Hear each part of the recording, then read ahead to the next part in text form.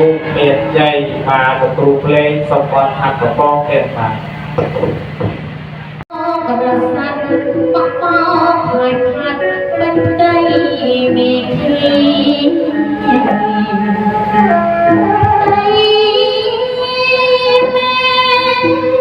ស្រឡំសំសើអក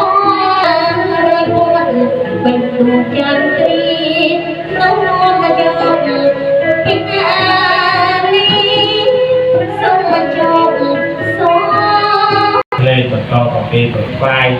បាទពលឺបូជាទៀនធូបចំពោះបាទចាស់ទឹកចាស់ដីទេវតាផ្នែកគ្រប់ពីដូចតទៅបាទបា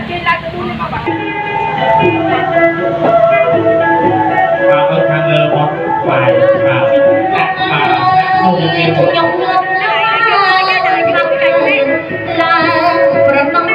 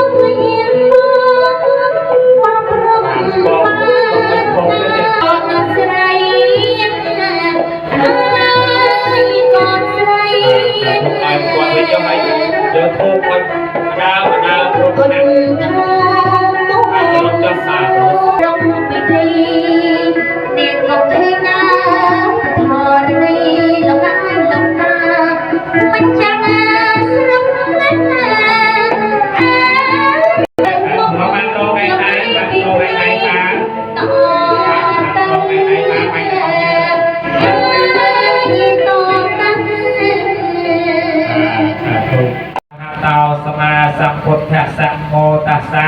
ភគវតោរហតោសម្មាសម្ពុទ្ធស្សមោតស្សៈ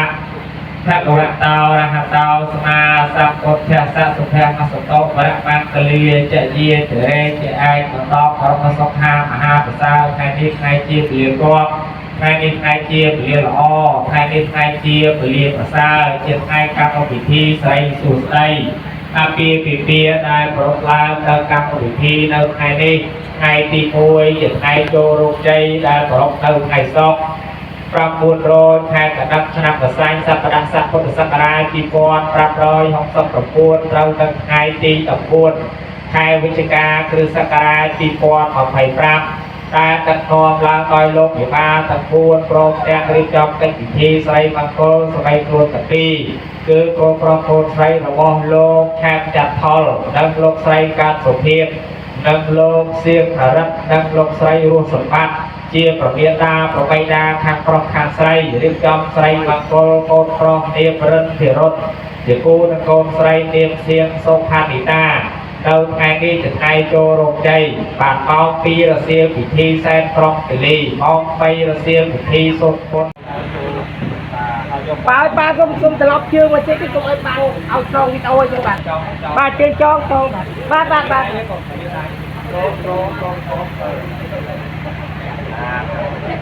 ៅភ្លេងលេងហ៎បងប្រាក់បាទគ្រូភ្លេងបាទសូមបត់ជ័យថាទៀតបានមកចងម្ដងទៀតអរគុណ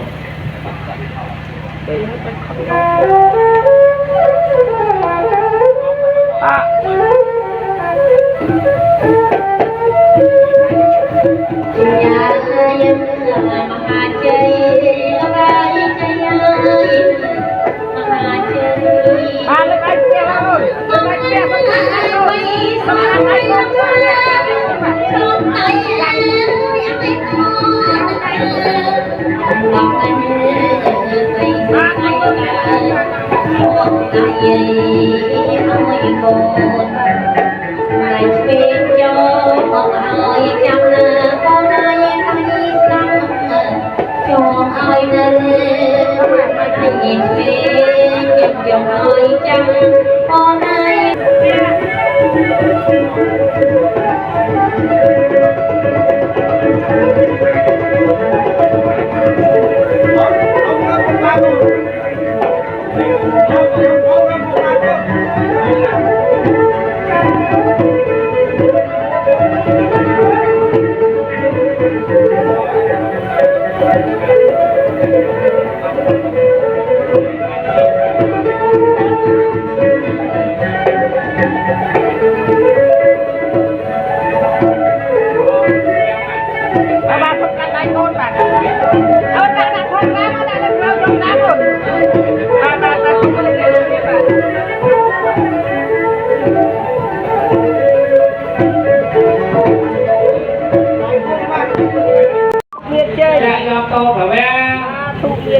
ทุกเรียนใจเย็นมา